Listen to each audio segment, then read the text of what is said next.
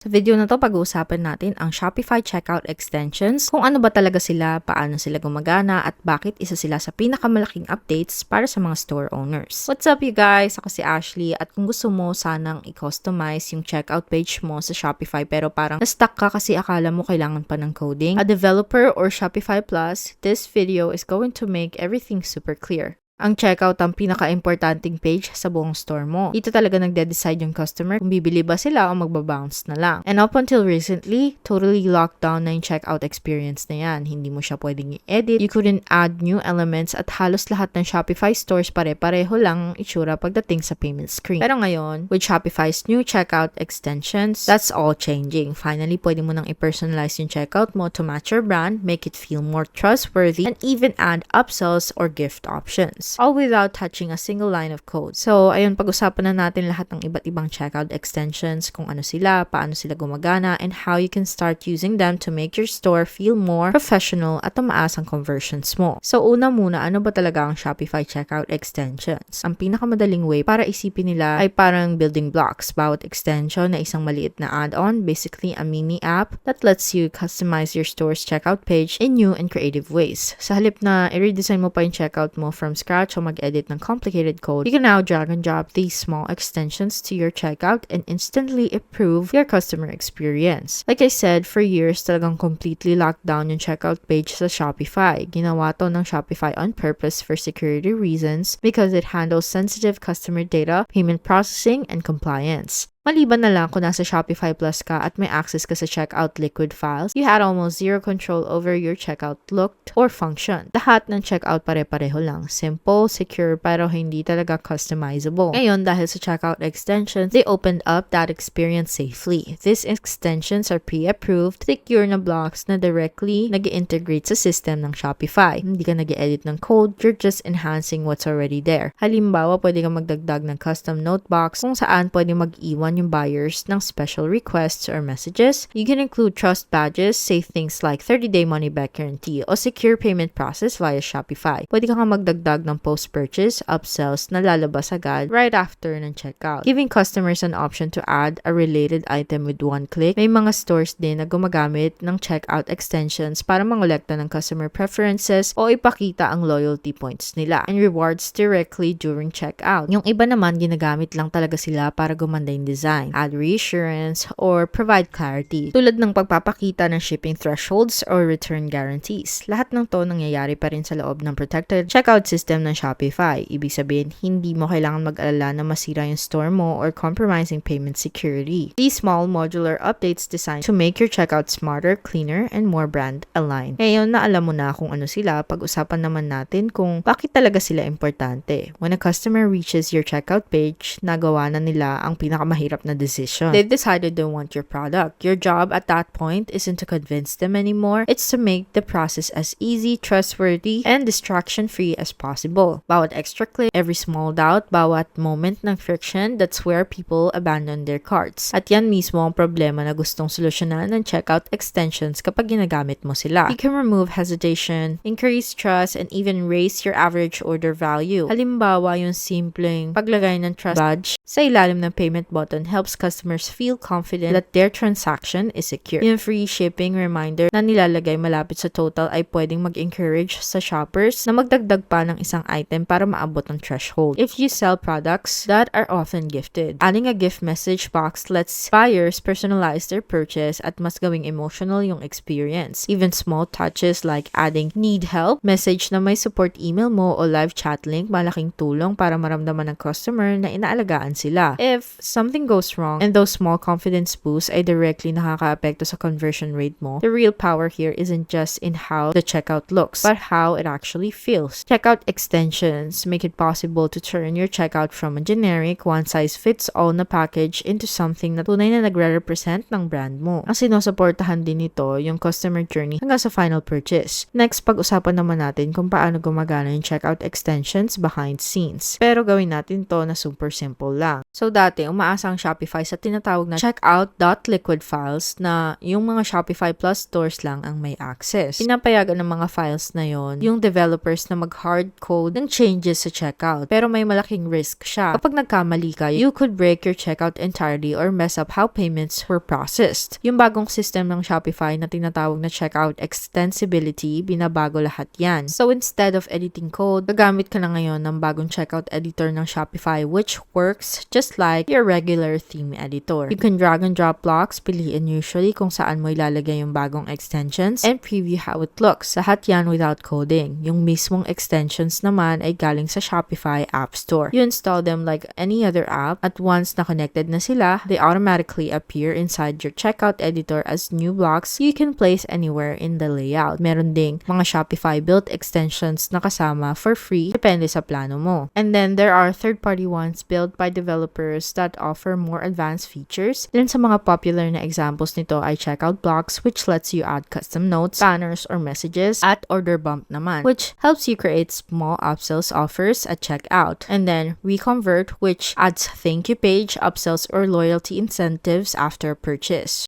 Bawat extension ay ginawa para gumana kasama ng security system ng Shopify, kaya hindi mo kailangan mag-alala na maapektuhan ang payments o bumagal yung site mo. Plug and play na lang talaga ngayon. So, kung nag-iikot ka sa Shopify dashboard mo at iniisip mo, wait, wala naman ako nakitang ganito. Hindi ka baliw, wala ka ring nami-miss. So, unti-unti talaga nire-roll out ng Shopify yung checkout extensibility sa lahat ng plans, but not every store does have it yet. Kung yung classic checkout pa rin yung gamit ng store mo, you won't see the customized checkout button or the new editor. Ang good news dito, hindi mo kailangan naka-Shopify Plus o magbayad ng extra para magamit to. Available siya sa lahat ng plans. Kahit yung basic at kahit naka-free trial ka pa lang, once na ma-upgrade mo na yung store mo sa bagong extensibility system. Now, pag-usapan natin kung ano ba talaga yung pwede mong i-customize once active na yung checkout extensibility. You can customize things like your checkout branding tulad ng logo mo, mga kulay, and small app blocks that add functionality. Pwede mong ilagay yung trust badge na napag-usapan natin kanina malapit sa total and a small banner that says free shipping over $50. Pwede ka rin maglagay ng note box for customers to write message or display reviews and ratings. To remind buyers that other customers love your product, you can also make the checkout feel more like your brand by aligning the fonts, colors, and messaging with the rest of your site. When customers reach the final step, dapat pakaramdam nila continuation lang siya ng store mo pero hindi yung parang ibang page bigla na lang sobrang generic. These details might seem small pero sa e-commerce, the small details are everything. Makakatulong to mag-build ng confidence at gawing smooth at familiar yung final stop ng customer mo. Ngayon na naintindihan mo na kung paano gumagana yung checkout extensions, let's talk about the pros and cons. So you can decide if this is something worth investing your time. So ang pinaka-main benefit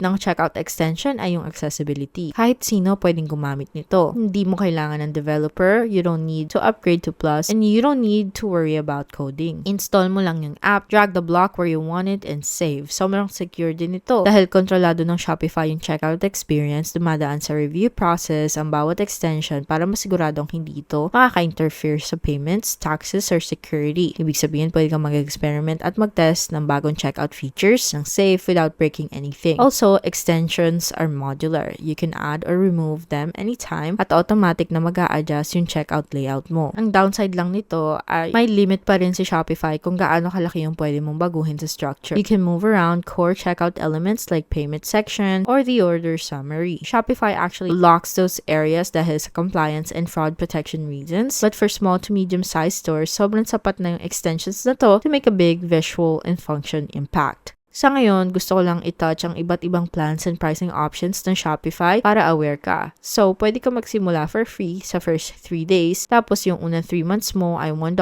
per month lang. Ibig sabihin talagang may chance ka na matry lahat to at makita kung gagana ba siya para sa'yo at sa business mo. Meron tayong basic plan na after $1 per month for 3 months, magiging $39 na siya. You get a full online store, you can sell in person with a phone or card reader, 10 inventory locations, easy shipping labels, levels at yung card rates na nagsisimula sa 2.6 plus 10 cents USD. Tapos, meron na silang grow plan na ganun din, $1 per month pa rin for the first 3 months. Tapos, magiging $105 per month na siya after. Dito, makukuha mo lahat ng nasa basic plan pero mas mababa yung card rates. Plus, may shipping discounts and insurance ka na rin. May 5 staff accounts ka na. Tapos, meron na tayong advance plan. $1 per month na din siya for the first 3 months. Tapos, magiging $399 per month na siya. Dito, kasama na lahat ng nasa grow plan pero mas bumababa pa ulit yung card rates. May fully integrated shipping ka na, 15 staff accounts, theme customization, per market, at mas enhanced na 24/7 chat support. And lastly, meron tayong plus plan. So, dito, $399 siya for 1 month. Tapos, after nun, magiging $23 per month na. Ito yung para sa mga mas complex na businesses. Makukuha mo lahat ng nasa advanced plan but you get to sell in person with POS Pro for 200 locations. Mas bumaba ulit yung card rates. May hanggang 200 inventory locations, local storefronts per market, fully integrated shipping pa rin, unlimited staff accounts, at marami pang iba like fully customizable checkout. Pwede ka rin mag-sell ng wholesale, B2B, mag-optimize ng ads gamit ang audiences, at marami pang iba. So, ayun, you can always grow it naman. You can start with a basic plan and upgrade to grow when you need it. Upgrade to advance when you need it, and so on. So, dapat mo bang gamitin yung Shopify checkout extensions? If you're running a Shopify store and you haven't explored checkout extensions yet, you absolutely should. They're one of the easiest and most effective ways to improve your conversion rate. Makakatulong to mag-build ng trust at gawing parang extension talaga ng brand mo yung checkout process. Even a small improvement tulad ng pagdagdag ng secure checkout badge or need help message can really make your customers feel more confident buying from you. At kung may traffic na pumapasok sa store mo, optimizing your checkout is often the highest ROI upgrade you can make. Isipin mo na lang ganito. Kapag yung checkout mo ay mukhang professional, intentional, at aligned sa brand mo, mas malaki yung chance na ituloy talaga nila yung purchase nila.